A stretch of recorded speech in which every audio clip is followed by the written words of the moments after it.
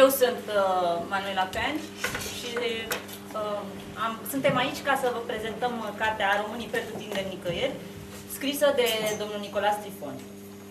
Înainte să începem, vreau să mulțumesc doamnei director Doina Roșca de la Centrul Cultural UNESCO Ionel Perlan, că de fiecare dată când avem nevoie de un spațiu să facem repetiții sau să facem o adunare, să facem un spectacol, întotdeauna ne-a primit cu brațele deschise și, după cum vedeți, și astăzi ne-a pus la dispoziție o sală perfectă pentru prezentarea de carte.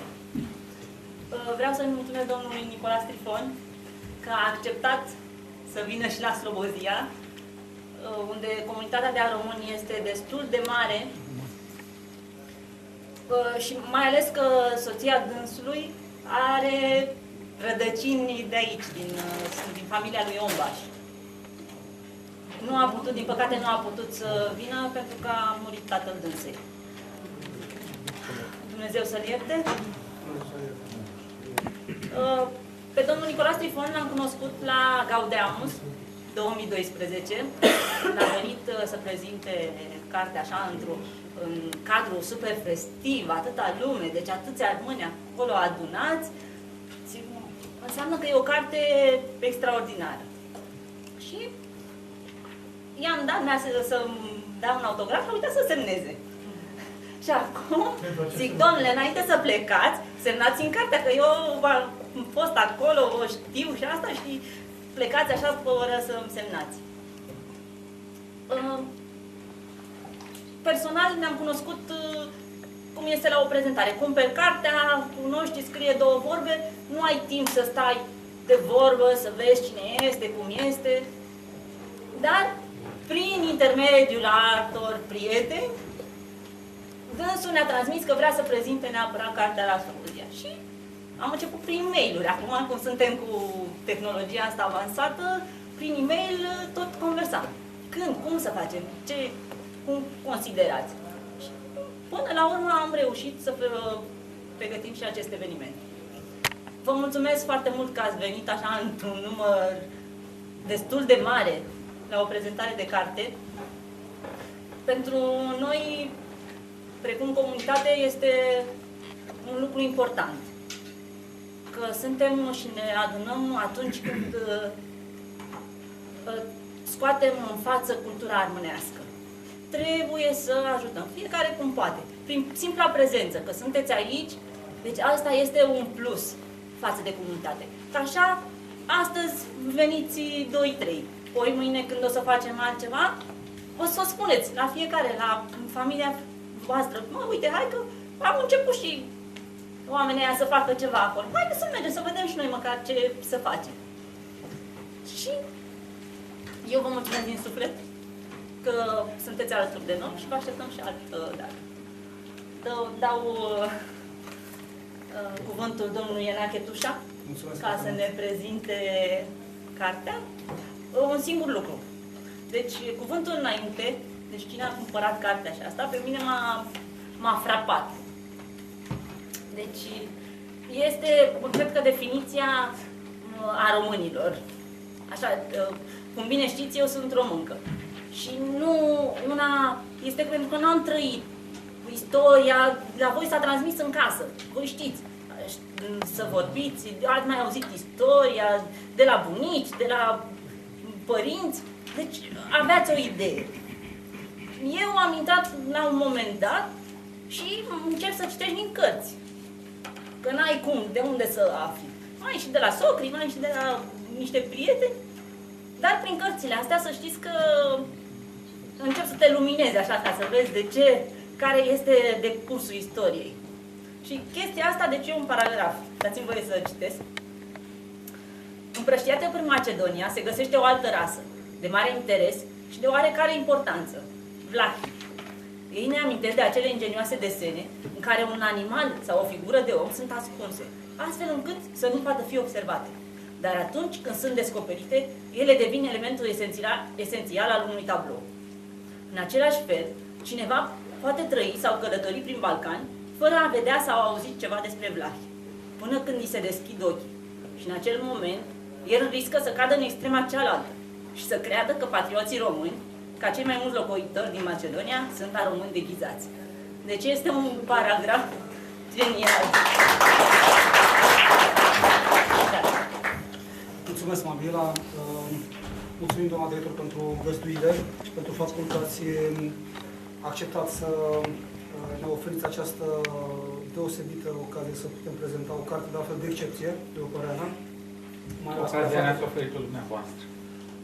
Și noi, fiecare dintre noi a pus sumăr într-o formă sau alta și acum urma să vă mulțumesc și dumneavoastră pentru faptul că sunteți într-un număr mare aici în sală, prezenți, tocmai pentru a lua parte la acest eveniment de excepție, cred eu, pentru că apariția acestei cărți pe piața literară românească este o apariție de excepție, din cel puțin două motive. Un motiv, vă spun ca cititor al acestei cărți și ca, să spunem, aparținător al spațiului. Eu sunt Iohiu Armân, spre deosebire de Manuela, care este româncă și care a intrat în grupul armânilor mai târziu. Eu, hiu crescut de maia, de papă, de mama și de tata, tu armânami. Și tu isnafi, cum se spune. Și atunci m-am regăsit într-o măsură destul de importantă, aproape să spunem în totalitate, m-am regăsit în această carte, identitar vorbind. Mai mult decât atât, zona de care mă ocup științific chiar este o zonă de antropologie, sociologie, în care de cele mai multe ori am ales ca studiu de caz grupuri de români și parte de istorie socială, de antropologie, de zonă identitară, de memorie colectivă.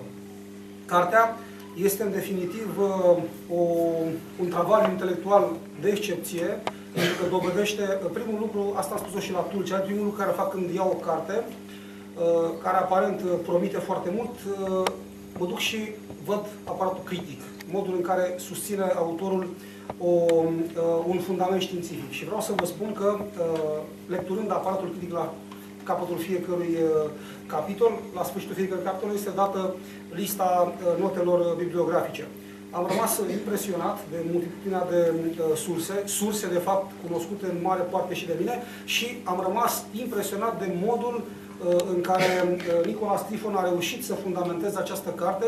M-am mirat, domnule, când a avut omul acesta timp să studieze toate aceste surse, care sunt, vă spun, surse deosebite, sunt surse erudite și surse care nu pot fi de foarte multe ori combătute, pentru că sunt invocate de foarte mulți cercetători în ultimele, să spunem așa, în ultima 100 de ani, în ultimii 150 de ani, pentru unele dintre ele. Mai mult decât atât, modul în care începe excursul prin întreaga perioadă de aproape un mileniu, să spunem așa, a cercetării pe care Nicola Strifon o întreprinde în această carte, este absolut admirabil, pentru că lecturând cartea, ea curge așa, e fluidă, curge ca o povestire, ca un pirmit, cum am spune noi armânii, adică ca o frumoasă poveste despre ceea ce au fost armânii când s-a vorbit prima dată despre ei, și începe cumva această istorisire cu primele mențiuni în cronicile bizantine ale armânilor, undeva în jurul secolului X. Începând de acolo, de la acea perioadă istorică, de la acel timp istoric, Nicola Strifon vine și adaugă fiecare mențiune despre armâni și modul în care coroborează sursele științifice și face observații proprii, experiența proprie a scriitorului și a cercetătorului Nicola Strifon în această lucrare. Ceea ce este foarte interesant și foarte important este, să spunem așa, perioada de după 1800, când apar primele elemente ale fundamentării statelor naționale, modelul acesta statului național pe care Europa îl furnizează, Europa occidentală, evident, îl furnizează prin filosofia sistemului politic și prin filosofia statului, furnizează și statelor din sud-estul Europei și cele din Balcan, îl regăsim cumva implicând și pe armâni. De ce? Pentru că încercarea de a constitui aceste state, automat îi implica și pe armâni, pentru că era un grup etnocultural foarte bine fundamentat în zona balcanică, mai precis în zona munților Pindului și munții Gramostei, și automat trasarea unor granițe, dacă vreți, granițe politice, granițe culturale, frontiere culturale sau identitare, automat implica și pe ei. Și urmărim în această lucrare o excelentă incursiune în imaginarul identitar al multor familii care trăiesc adevărate drame. Mai mult decât atât, vedem cum, deși armânii, parte din ei foarte influenți... În două cuvinte, față de situația românilor care s-a schimbat în rău după 1913, adică care a avut o soluție în 1905, după aceea în 1913, această soluție a fost dată la o parte de statele naționale, e o realitate. În același timp, când te uiți, eu ce am încercat să fac este, bineînțeles că nu este o istorie a românilor, sau a turcilor, sau istoria bulgarilor, sau a românilor. Există o istorie a regiunilor. Adică în perioada bizantină, să vorbești de istoria bulgarilor, sau a sârbilor, sau a românilor, nu are niciun sens. Trebuie să fie o istorie regională, la fel în perioada otomană. Dar totuși, există o istorie a Balcanilor făcută de români. Există o formă sau alta, sau de bulgari. Ce am vrut eu este totuși ca să existe o istorie a românilor. Adică o istorie a Balcanilor în care sunt și a românii. Nu mai mult. Și într-adevăr ești dependent. Adică când te uiți cât s-a luptat pentru acea Iradia din 1905, în același timp situația era foarte critică și pentru a români. Adică a românii au constituit totdeauna un element, să zicem, minoritar, în sensul în care se punea problema majorității în secolul XIX. Adică a românii, prin profilul lor ocupațional, nu? Deja nu erau țărani, nu cultivau câmp. Și asta era o plăcere, era o bucurie, era un privilegiu în perioada otomană. Decât să lucrezi pe cifric acolo, era mult mai bine să stai pe munte și să treci de la munte, să mergi să fii artizan acolo, să bați argintul la icoane la Constantinopol sau să faci cu catilul, să duci marfă. Era mult mai interesant decât să fii pe cifric. Adică situația grecilor sau a slavilor macedoneni sau a bulgarilor, ei erau pe cifric. Grecii de la Fanare era complet altceva, nu au nicio legătură cu situația celorlalți greci. Deci, aceasta a fost într-adevăr un factor structural care a lucrat contra românilor în momentul în care se pune problema națională. Fiindcă, care sunt națiunile? Și România este sosirea maselor țărănești pe scena politică, care credeau și câteodată au obținut, credeau într-o ameliorare prin afirmarea națiunii. De multe ori a fost o mare decepție, fiindcă tot ultimii au rămas în general, adică tot elitele s-au autoreprodus și așa mai departe. Deci, au avut deja, în același timp ca număr, au fost mai puțin numeroși decât, spre exemplu, albanezi, nu? A românii.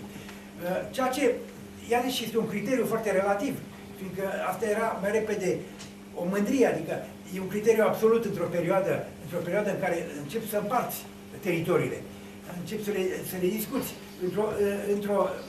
La un nivel imperial, nu contează, fie în Imperiul Austro-Maghiar, fie în Imperiul Otoman. Deci, faptul de a fi puțin, dacă existi, dacă te miști, dacă ai rețelele tale, ce e ăla asta? Deci, au fost aceste probleme care s-au pus de la început la români. Bine, au beneficiat de susținerea statului român, pe plan diplomatic, spre exemplu, ca să obțină această iradia, dar de la început era foarte greu. În același timp, nu trebuie uitat că a obținut iradiaua, dar ce măceluri au fost acolo în regiune. Și a românii, în privința asta este punctul pentru care România trebuie salutată acțiunea ei. România a împiedicat totdeauna acțiuni armate, benzi armate de a români. Și au existat benzi armate din motive locale, din motive legate de situația locală. Dar nu plătite. România totdeauna a fost formală, făcea parte și din profilul pe care îl dorea să-l arate, dar într-adevăr au împiedicat lupte inutile și sacrificii. Deja, bineînțeles că românii, ca toate celelalte populații din Balcan, au suferit enorm de diferitele incursiuni, de luptele între națiuni și etnii. Deci situația era deja complicată. Acum, ce se întâmplă? Când am vorbit despre 1913, de această faimoasă aniversare, 1913 pentru mine, analiza politică făcută de diferiți observatori, analiști și așa mai departe asupra 1913 și pacea de la București și a Românii, e foarte simplă. Au fost monede de schimb, în mare. Și atunci, într-adevăr, sunt majoritatea care au vorbit despre asta, inclusiv Iorga, a spus, băi, au folosit pe aia și ce au făcut? Ce au făcut la sfârșit? I-au lăsat acolo aiurea, fără niciun statut, fără nimica. Bun. Iorga o spune, mai mulți o spun. dar în același timp ce putea să facă statul român? De la început a fost foarte problematic. Explicația cea mai curentă care a fost dată este că statul român făcea parte din alianța cu Austro-Ungaria. Și că, și asta o spune și Iorga, de altfel, trecând așa, spune, având în vedere că alianța la tripla alianță, adeziunea României la tripla alianță, ei nu puteau să se uite spre Transilvania și atunci se uitau în sud. Bun, de ce nu? Da, așa a fost să fie. Ori ce mi se pare important este, într-adevăr, au existat aceste probleme, dar altceva era greu de imaginat. România, în intervenția ei, a avut un rol destul de bizar în Balcani. Asta o spun mai ales Constante și mulți care au fost profesori acolo, au explicat asta. Au creat acolo, au creat școlile românești și a devenit o adevărată românomanie, adică toți se gândeau să vină în România. Să aibă învățat în școli românești. România avea un prestigiu, adică nu trebuie uitat că cei mai mari bogătași, în afară de Fanar, din Grecia, au făcut bani, erau din insule, din Kefalone și așa, au făcut bani la Galați, la Brăila și mai departe. Și veneau înapoi, aveau o faimă, până acum vreo 20 de ani exista faima asta a României, unde s-au făcut bani. Deci, exista o atracție pentru România, era lupta aceasta permanentă cu Grecia, care avea un naționalism sufocant, ca și celelalte naționalisme, dar cel grecesc este și mai sufocant, pentru că este sistematic și enervant și absurd de multe ori. Deci, a fost atracția aceasta pentru România, dar ei formau pe oameni, nu ca să facă ceva la fața locului, ci ca să vină în România, de fapt. Ori, acolo, familiile, de fapt, de multe ori erau foarte adică, ce puțin, dacă ei să pleci, Constante povestește asta, că era un element foarte frumos, un individ, zicea, mama mea era contra. Tata a venit cu școala românească, de ce l-a dat la școala românească pe Constante, pe băiatul, era din Skopje, fiindcă a văzut că lucra cu niște italieni, avea comerț cu italieni și a văzut că și limba română se scrie. Și a zis, uite, domnule, nu mai greacă, e și limba română. Adică, dar ăsta a plecat, Constante, și într-adevăr a plecat, a venit în România și mulți au venit în România. Deci a fost o detașare de, spre exemplu, din poeți, cel care a rămas la fața locului aproape tot timpul este Belimace. Dar ceilalți nu. Adică veneau și se instalau aici, după aceea plecau în America, circulau. Deja circulau dinainte, da. Bun. Deci asta e o problemă care a fost foarte mare a românilor. Însă, nu trebuie, după părerea mea, 1913 nu trebuie interpretat în termen de trădare. Nu are sens, fiindcă multe ales nu aveau. În plus, românii cereau această asistență culturală, notabile români. Adică, în privința asta, era un du de vino. Deci, însă, ce cred eu că cum trebuie interpretat acest 1913, e că s-a schimbat complet registrul. Adică s-a terminat un ciclu în 1913. Ciclul ăla s-a terminat. Și când a României, știu asta și din familia mea, mi-au spus, gata, s-a dus, s-a terminat, am dispărut. Mi-aduc aminte, unchiul meu, Bogos, zicea, uite și albanezi, mă, cu Hogea ăla, dar totuși au și o țară. Bun, noi m-am lăsat astuți. Și s-a terminat un ciclu, deci trebuie să înceapă alt ciclu. Ori dacă noi rămânem, și asta, dacă e vorba, mai ales în România, când ne găsim în România, Slobozia se găsește în România, nu?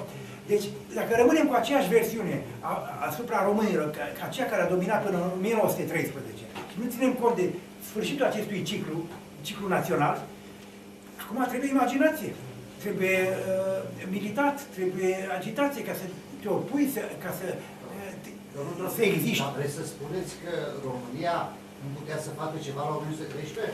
Cred că nu. Și să vă spun de ce, vă spun de ce, după părerea mea.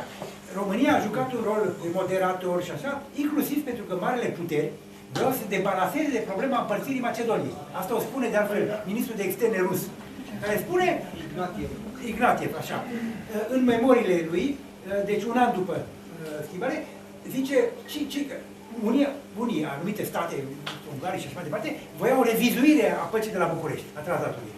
Și ăsta spune, și care revizuire? Să fim mulțumiți că au făcut-o între ei, că au făcut-o ei la fața locului. Deci, marile puteri n-aveau interes. După aceea au intervenit. România a jucat un rol important la pacea la București. Da, dar din cauza faptului că România a influențat schimbul de părțirea Macedoniei. N-a influențat. România era mai mult un fel de reprezentant. România s-a mulțumit cu luarea Catenaterului. Da. Da.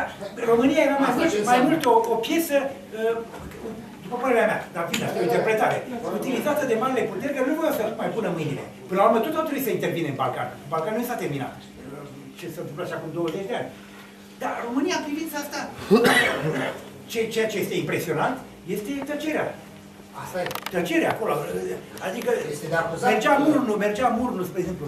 A reconstituit foarte bine drumul lui Murnus și corespondența lui Tanașoca. Mergea la Londra să încerce să facă ceva, să facă și el un lobby acolo.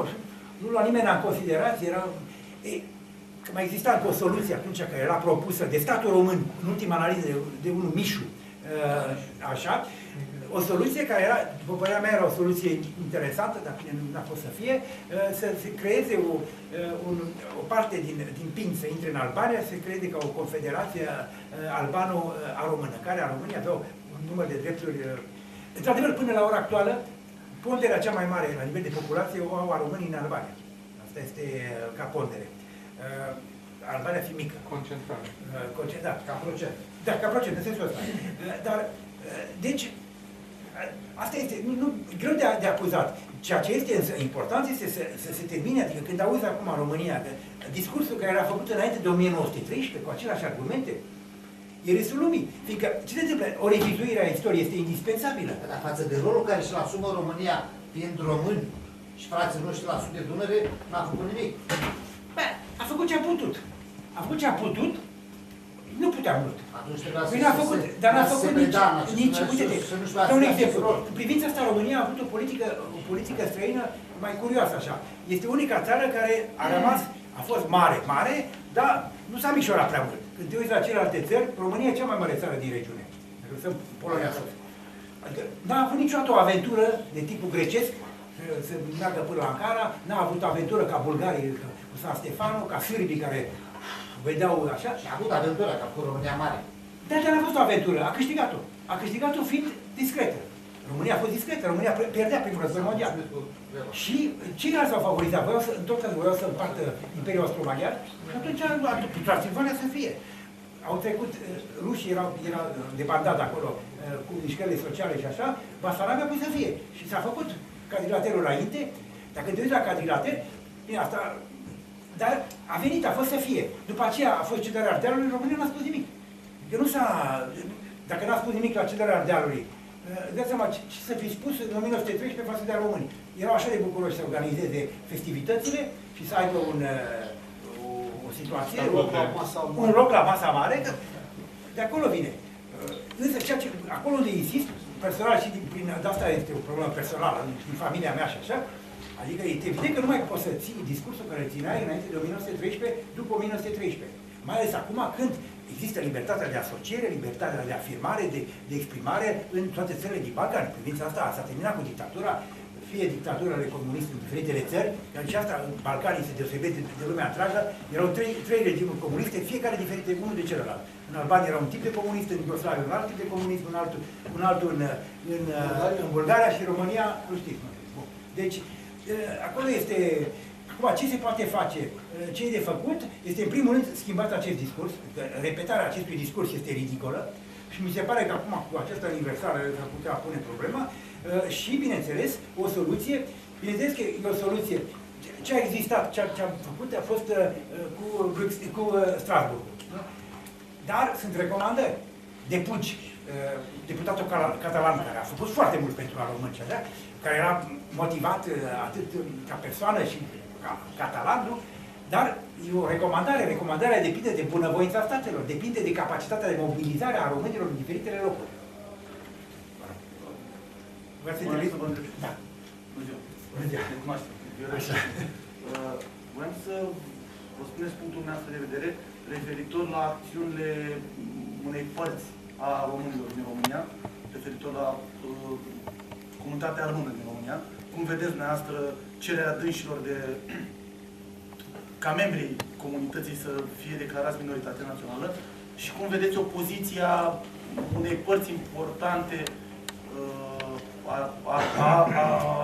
a altor români din România, cum sunt, spre exemplu, domnul Ion Caramitru sau domnul Hașuti. Adică cum vedeți dumneavoastră adică această parte de a română au luat atitudine, adică au considerat dânsii că pot să facă sau că poate le va fi mai bine așa. Diferența între simbriaș și cel care care altă năzuință. Priviți asta, primul o observație generală. Ce s-a întâmplat? Adică în 1990 a izbucnit această, a apărut pe plan public, au apărut a românii.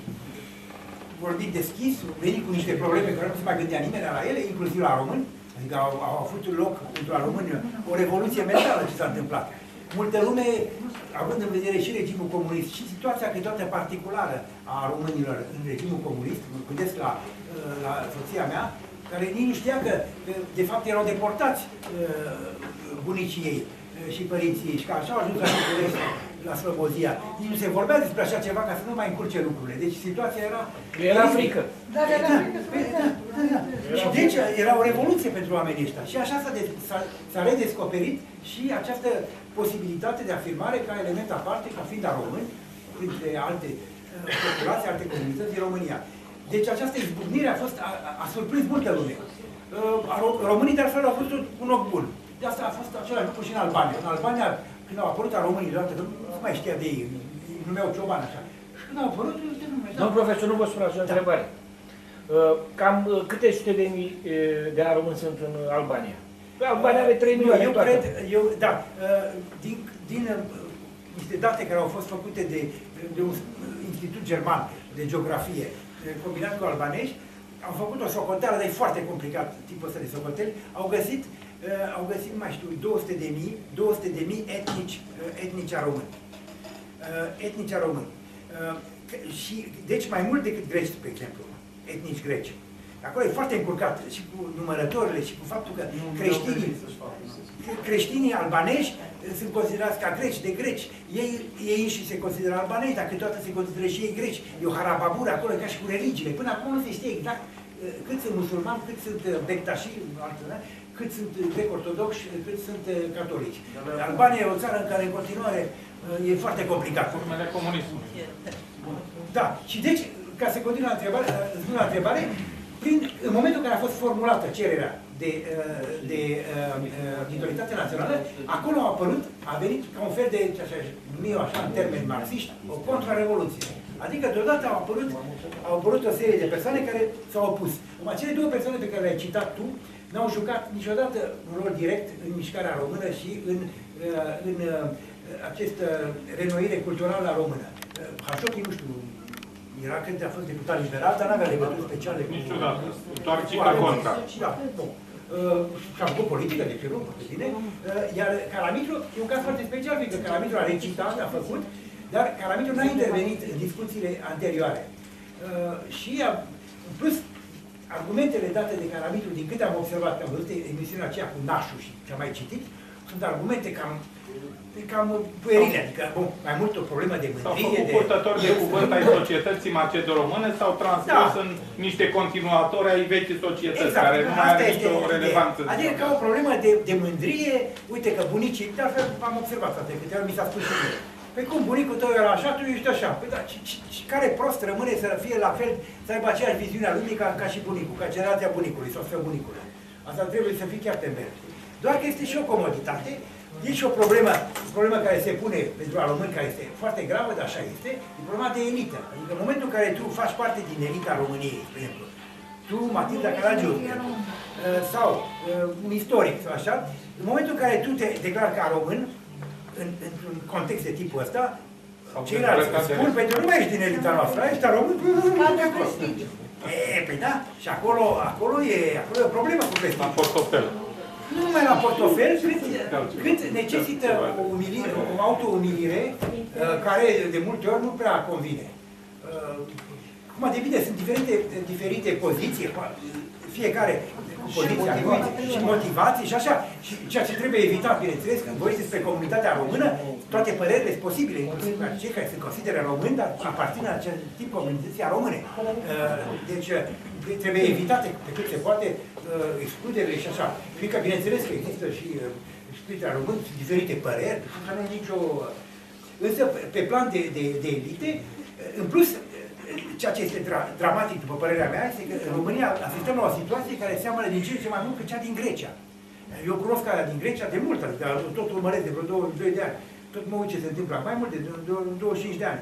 Adică acolo este o supralicitare în favoarea naționalismului grecesc la români, care devine suspectă chiar și grecilor.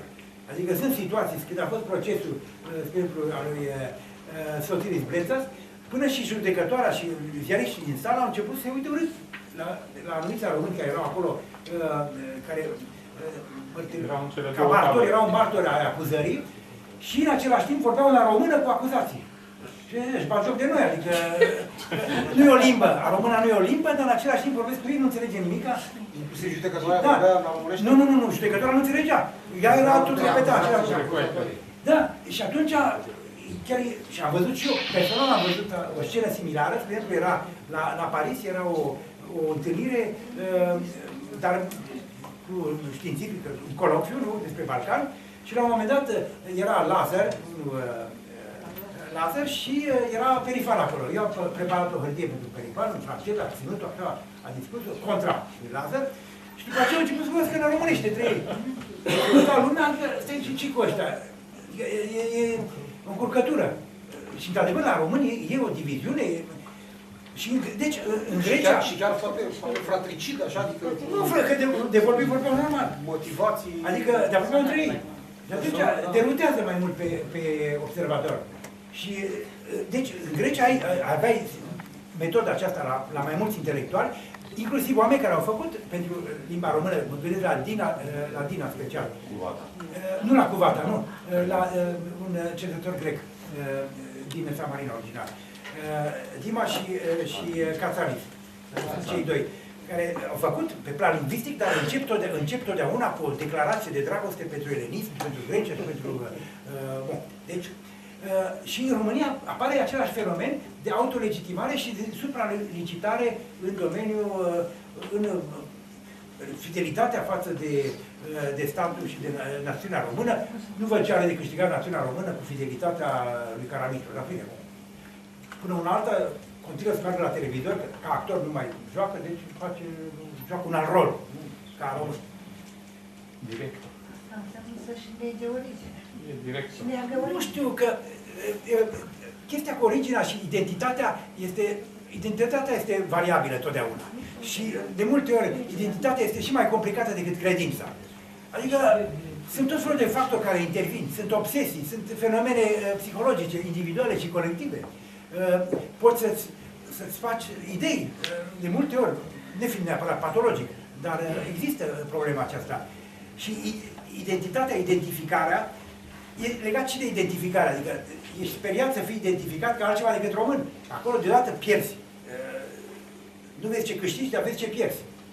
Deci, privința asta, ce să spun, mai departe scrie, nu în carte, că în cartea niciodată nu dă soluții, mai departe scrie în ce se va întâmpla, în ce acțiuni vor face oamenii, cum se vor manifesta, cum vor răspunde ceilalți.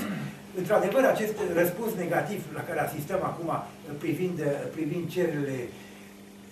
cererea de statut de minoritate națională are un sens într-o țară ca România, adică într-o țară care Constituția a fost făcută în termeni moderni, în epoca comunistă, în termeni moderni, cu minorități naționale. Sunt 19. De ce nu și a 20-a? Ca și Durerea cea mai mare, domn profesor, este că nu avem răspunsuri. Păi știu, nu, avem aproape 10 ani de demers și noi încă nu avem un răspuns oficial, măcar la o singură interpelare sau o petiție de-a noastră. Da. Asta e durerea. Este sistemul de a te lăsa să doarmă și în același timp asta exasperează și ceea ce este teribil este că exasperează conflictele și tensiunea internă lumii românești. Fiindcă altcum românii nu sunt deloc speriați de ideea că românii mai sunt și altceva. Problema e foarte simplă. Tu ești român în același timp ca și un grec, e continuare grecă, doar nu duci cetățean grec. Se pune problema. Spune pe nume, Machidon. Românul Neauș. Românul normal de rând îmi spune pe nume, Machidon. Da. Deci în ziare se scrie Machidonul Hagi. Da, știu. Dar 30 de oficiali români spun că suntem români. Știu, da. Dar atenție că există, Deci 16 o minoritate, români spun pe hârtie există o... Absolut, absolut, nu, în privința asta. Românii percep foarte bine diferența română și nu pune, după părerea mea, probleme deosebite. Problema este între române, în special. Ca și în Grecia, Da. Matilda Caragiu Marioțeanu, în 1988, la 175 de ani de la gramatica lui Boiaci, are un articol publicat în zborul nostru, în A Română, de 5 sau 6, 7 pagini, în care spune despre gramatica lui Boiaci, prima gramatică macedono-vlahă, da? Este memorandumul și actul de naștere al limbii a română. Pe baza gramaticii lui Boiaci, Matilda Caragiu Marioțeanu, sigur a avut și Paicus aceleași opinii și Caciuperi, da?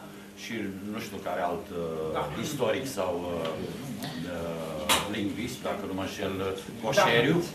Coșeriu ăla, dar Damă. Damă, da, așa, și Damă.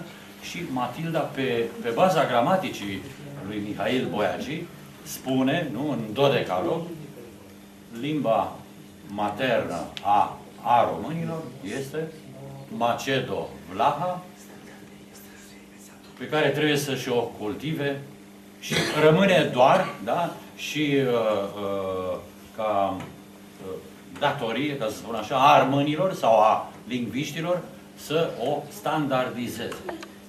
Lucru pe care ea l-a și început la primul congres, nu, împreună cu Saramandu, cu Caciuperi, cu Cunia sau cei care au fost Chira Iorgoveanu Mansu, nu? Când s-a făcut acel alfabet de la Freiburg. Desigur, s-a schimbat și dumneavoastră regretata, trecând la alfabetul tradițional al lui Papa Hagi și așa mai departe. Dar o spune limpede și s-a uitat, sigur, din 1988 ce a spus Matilda. Voi reveni, sigur, pe internet și pe alte căi cu cele ce a spus Matilda Caragiu Marioțeanu vis-a-vis de gramatica lui Mihail Boiaci la 175 de ani, în 1988. Într-adevăr, și tot dumneavoastră ei, nu, vorbește ulterior despre identitate. Ca povestea cu Fecioara Maria, adică e limbă, nu-i limbă. Și ce se întâmplă pentru lingviștii români? Teoria care era teoria lingviștilor români, că ar fi un dialect extrateritorial și o înrudire genetică. Ori sunt categorii găselnițe românești. Că nu există asemenea categorii în dialectologie sau așa. Dialect extrateritorial. Ca și cum în Noua Caledonie ar vorbi francez, dar au venit francezi acolo, ocupați și vorbesc francez acum. Sau așa. Ca și cu genetica, adică criteriul genetic. Criteriul genetic implică o istorie comună, niște povești care în tot cazul nu pot să fie demonstrate.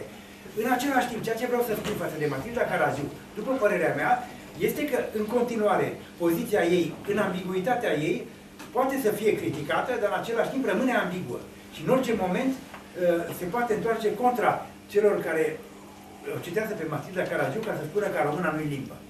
Fiindcă este așa de ambiguă, a existat un cetățean în România, un critic literar și un istoric foarte serios, Zigu Ornea, care de 2 ori a scris despre Matilda spunând că e ambiguă.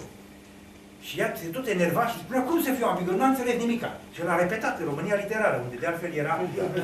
și a repetat, e ambiguă. A scris un articol care se numea Contenciosul așa, a românilor, în care spunea, vă contraziceți. Ori e aia, ori nu e aia. Și ea spunea, nu, că n-a înțeles, tot a înțeles. Ori ăla nu era un imbecil, era Zigu Ornea, era un istoric al ideilor, a făcut tot felul de lucrări, era un ziarist și s-a sesizat. Dar el avea o motivație, a simțit ceva. Ceilalți puțin le pasă de multe ori. La români nu interesează chestia, pe români nu interesează chestia asta. De multe ori se mulțumesc cu faptul că avem și noi niște frați, acum verișori, bun. A început frați, acum verișori, dar Păunescu a făcut jocul de cuvinte, că vă cădeam frați, acum vă văd verișori, despre Barba. Frate sau verișor cu el, mai bine nu. Și, asta vreau să spun. Și totuși istoricii, la un congres am înțeles, că ne-au declarat dialect limba noastră. Care istorici? La ce vă gândiți? Chiar a fost citat și domnul Juvara, ca făcând parte de la acel congres. Da? Mi se pare că, nu știu dacă în Franța sau în Europa s-a ținut acel congres, era vorba tot de limba română și acolo s-a hotărât și s-a dat pe post la televizor, am reținut în 2 rânduri, nu 2 zile consecutive, dar precis am reținut treaba aceasta, că limba română este dialect, nu limba română. Nu, a existat un congres, mi se pare, în Germania, din câte mi-am amintesc. A fost nu ceva din ăsta. În ceea ce privește pe cumanul nostru, pe Juvara, am avut o persoană care mi-e foarte dragă, nu numai din cauza vârstei, dar din cauza stilului. Dar am avut o problemă cu dânsul, fiindcă a scris o carte cu criticii mei, în care îmi face și mie îmi acordă un capitol, cu o poveste foarte complicată, spunând că am scris o carte foarte importantă despre român, franceză și așa mai departe, dar că am scris și o dare de seama asupra cărții lui cu cumanii, în care la un moment dat spun că el, fiind de origine română, nu poate să fie chiar așa român jet-beget. Ceva în glumă, era ca un fel de glumă. Am scris într-o revistă franceză cum a descoperit-o, nu știu, așa, citește mult. Și deci pornește de la asta și spune ce se întâmplă cu Nicolae Trifon. Poate că și el este pe cale de a se pune pe pozițiile celor care zic că trebuie să fie minoritatea națională a României. Și dă așa cu niște ipoteze, că nu demonstrează nimic, nu am scris niciodată așa ceva. Și după care, în a doua parte a textului, spune, într-adevăr, România a greșit cu a României. Și că candidatul, adică, până la urmă, o învârte s-a speriat numai pentru propria lui persoană și propriul lui statut, că uite, acum, dacă spune că e român, cum să nu fie România? El vrea să fie de toate. Și tânăr, și bătrân, și de locuitori, și francez. Păi da, poftim? Nu e deloc consistent în privința... Are o vârstă. Nu, dar în același timp el și joacă și el. A condus Da. Cartea care a acordat a fost excelentă. Nu. El este o persoană foarte deschisă și recunoaște. În plus, e o problemă cu el, fiindcă am descoperit fără să vrem, asta e o anecdotă, așa ca să ne amuzăm. Am un prieten, Radu Portocal, un fost coleg, și care e rudă, e nepotul de mult, a lui Juvara și care a locuit mult timp, el era în Grecia și a locuit la sora, la fiica lui Juvara, care și ea e foarte în vârstă, vă dați seama. Și, de fapt, ăsta a făcut o genealogie a familiei și, printre altele, s-a demonstrat că Juvara, de fapt, ar fi fost de origine albanez mai repede. Ceea ce Juvara, bineînțeles că tremură pe ideea, adică. Și, adică, bun, e foarte intrigat, a scris o scrisoare de 7 pagini lui Radu, bun, spunând că ce prostie, ce descoperire, și printre altele, nu l-am iertat, și în textul care l-a publicat în Observatorul Cultural, am spus în glumă, am citat și asta, că uite că, acum dacă e albanez, nu înseamnă că nu e un bun istoric și un bun român. Ceea ce vrea să mă gândesc. Nu ne-a răspuns. A rămas foarte așa. Trebuia de altfel să vină acum la salonul cărții, dar n-a venit. Probabil că nu mai a venit. Dar oricum e o persoană și poziția care a luat-o el față de a români, revenim la aceeași situație, problema de elită și de statut, de vedetă. La el e și vedetă acum. Și cu cumane și cu toate. Dar cartea care a coordonat-o el, care este excelentă. Istorie, limba de stil. Da, e excelentă și sunt contribuția lui Paifus, a lui Mihaela Bacu, care este o persoană extraordinară. Din păcate, a dezinvestit chestiunea românească. Tatăl ei a fost mult timp în pușcărie, de altfel, a plecat fiindcă era cetățean greac și a făcut o carte, a apărut în Germania la un moment dat, încerc să o regăsesc, o antologie a poeziei universale traduse în română de el. Și se pare că e o carte excelentă, era și o dare de seamă în luptă la Dumnezeu. Și să regăsesc această carte, ca să o dau asociației de la București, să o editeze, fiindcă este ceva foarte serios, foarte... Pogirca a făcut o dare de semn asupra acestei cărți și trebuie să o văd pe Mihaela Bacu, dar și ea a venit cu poziția, ea fiind din Grecia, rudele din Grecia, spunând, s-a terminat, adică gata, a murit. A murit, de altfel a făcut o altă carte, Mihaela Bacu, împreună cu o colegă de ei, încă, cu un titlu, iarăși, Muria doar în Carpați. Să mor în Carpați. Are așa, viziunea are o tendință spre... Adică cu ritualul morții în Carpați. Cu etnologie, e etnologă. Dar cu România a pus... Deci această carte mi se pare foarte interesantă, pentru că e traducere în română și curentă acestei antologii. Nicola să explice că... E aici un text al lui Ted de Cal, care e excelent text. Nomadismul despre seminomadism.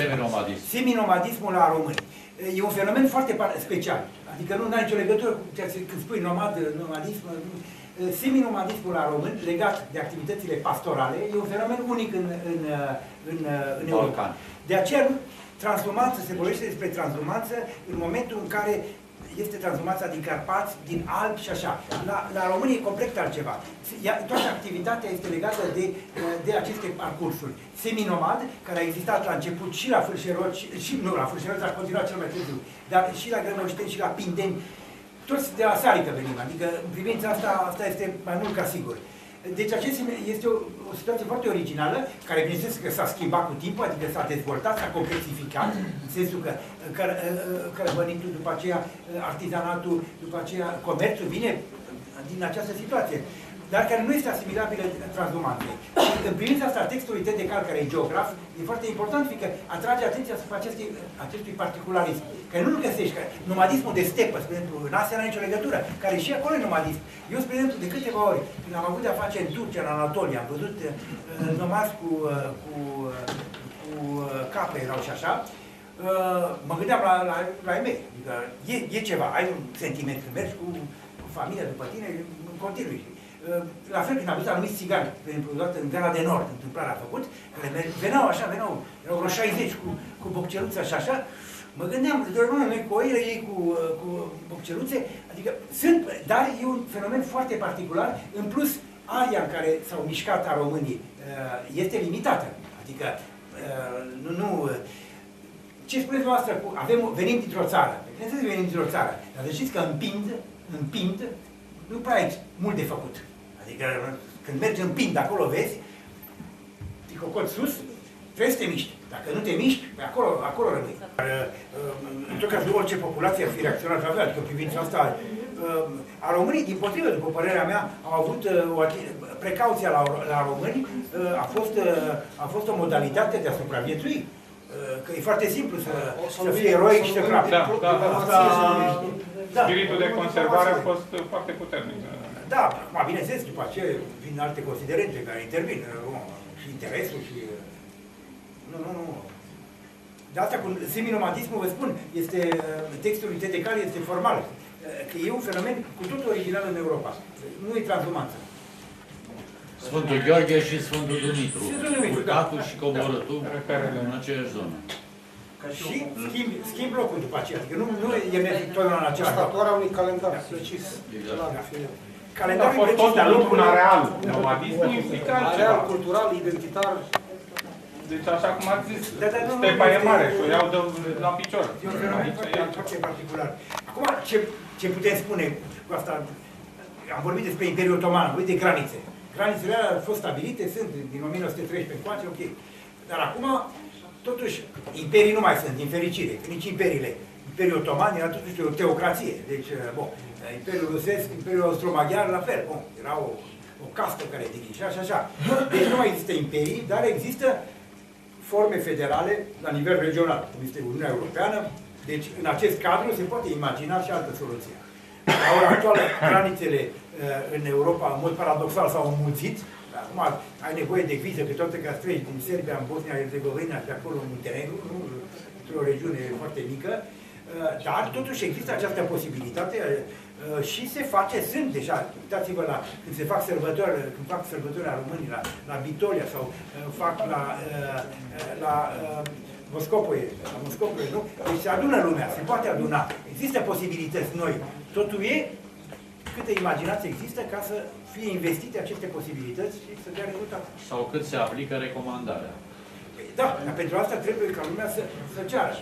Asta aveam o ultimă întrebare și cum vedeți dumneavoastră lucrurile mai departe? Credeți că este suficient să se încerce să păstreze doar în familie? Nu, trebuie un statut legal. Da, inclusiv ca să ai cordonul umbilical. Fiindcă dacă tot o menții, tot o ții așa, în momentul în care ai posibilitatea să te poziționezi. Da, evident că este într-un regres acum și... Nu sunt sigur. Ca și limbă, adică în sensul că comunitatea o vorbește, adică oamenii din comunitate o vorbesc din ce mai puțin și mai... Da, mai încă o problemă. Oamenii din comunitate o vorbesc, că aia de autonomită nu o vorbesc. Nu trebuie tensionat, deja e tensionat. Dar mai încă o problemă care se pune e că, ce se întâmplă? Interesul pentru un profil românesc la români vine și de la pierderea interesului pentru un profil grecesc sau bulgaresc sau românesc. Adică a fi român putea să fie un model în anumite conjuncturi, sau a fi grec sau a fi bulgar. În multe cazuri a scăzut acest interes. Și când a apărut această dispută, când au apărut discuțiile astea și cu Europa și așa, deja interesul e mai mare. Mă uit asta și în Republica Moldova.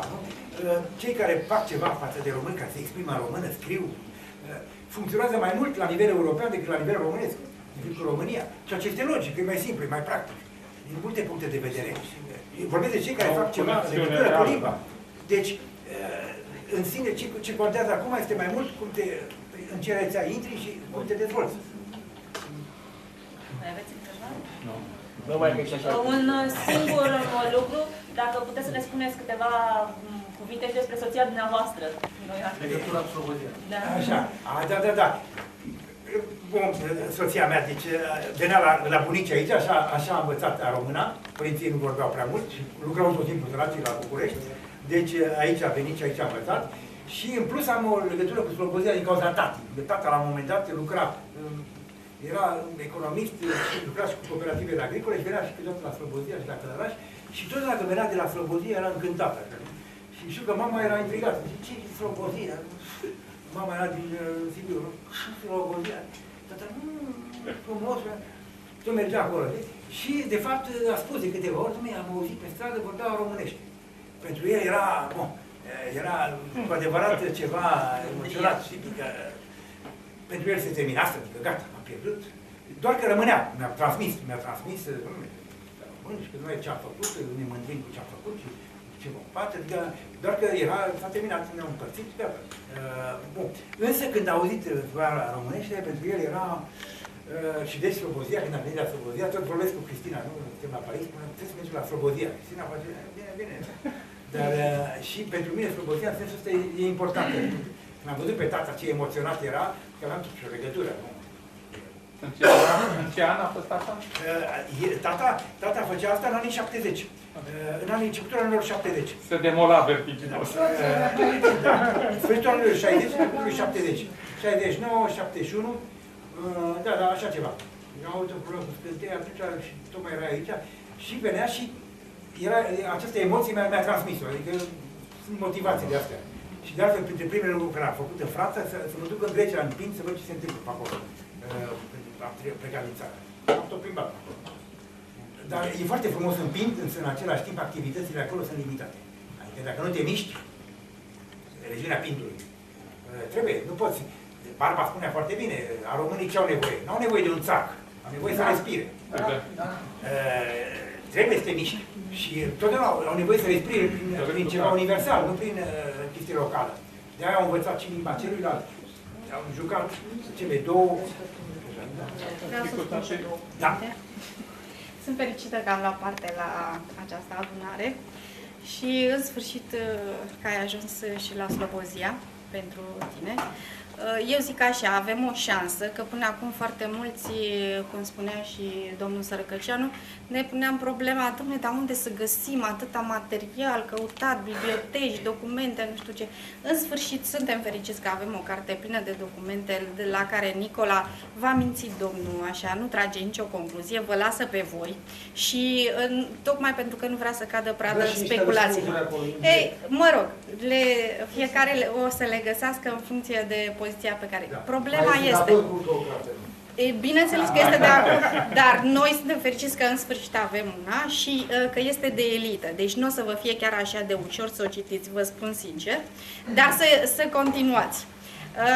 Una la mână și faptul că este o lucrare deținută, asta spune și că este luată în serios de foarte mulți oameni de știință și asta este mare lucru pentru noi românii, cărora tot timpul ni se dă în cap că, domne, dar care sunt elitele voastre? Domne, uite, avem unul și este luat în considerare de așa și suntem mândri că e și de-al nostru și într-un fel îți mulțumim prin asta, dar ceea ce am tras eu concluzii din tot ce s-a discutat aici e că totuși trebuie să fim optimiști. În sensul că problema noastră, vedeți cât de grea este și mai ales acum când e așa pe atâtea continente, dar pe atâtea țări și pe atâtea frământări și pe atâtea schimbări în continuu așa de-a lungul istoriei. Dar un singur lucru tot am înțeles, că e important să studiem cât de cât ce s-a întâmplat de-a lungul timpului și iată că avem un lucru echidistant, adică nepărtinitor, zic eu, științific, bine această carte. Mai sunt și alte surse pe care le-a citat domnul, dar e mai greu să le găsești, nu sunt așa la îndemână. Și din momentul în care îți cunoști puțin trecutul, e important să ai o dragoste și o deschidere, cum a zis și Manuela. Până la urmă nu o să ne certăm în continuu și nu o să ne omorâm între noi. Dom'le, fiecare e liber, slavă Dumnezeu, că e și democrație, să-și exprime ce putere. Important e cel care vrea. Da, și e firea omului până la urmă și a românului cu atât mai mult. Dar dacă aveți un simțământ și o emoție, că până la urmă și la asta se reduce totul, suntem oameni și avem o emoție, avem un sentiment.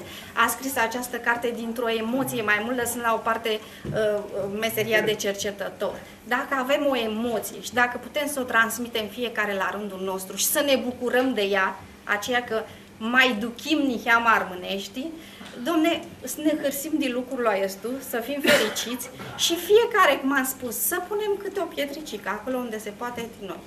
În rest, ți-ți va Dumnezeu.